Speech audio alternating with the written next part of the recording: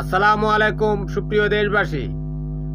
11ই August 2024-এ রাজধানীর শাহবাগে যে সনাতনী ধর্মাবলম্বীদের মিছিলের ভিতরে গুটি কয়েক সংখ্যার লোকজন যারা জয় শ্রীরাম স্লোগান দিয়েছে, এটা কিন্তু খুবই ভয়ঙ্কর এক প্রতিধ্বনি শোনা যাচ্ছে।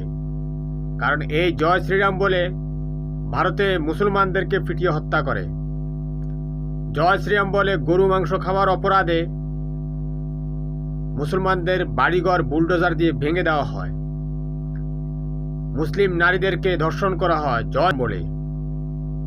এখন বাংলাদেশে যে এই জয় শ্রীরাম আসলো, এটা কি তারা ভারতকে কোনো সংকেত দিচ্ছে যে তারা ভারতেরই লোক? নইলে এই উগ্রবাদী স্লোগান বাংলাদেশে আমদানি কিভাবে হলো?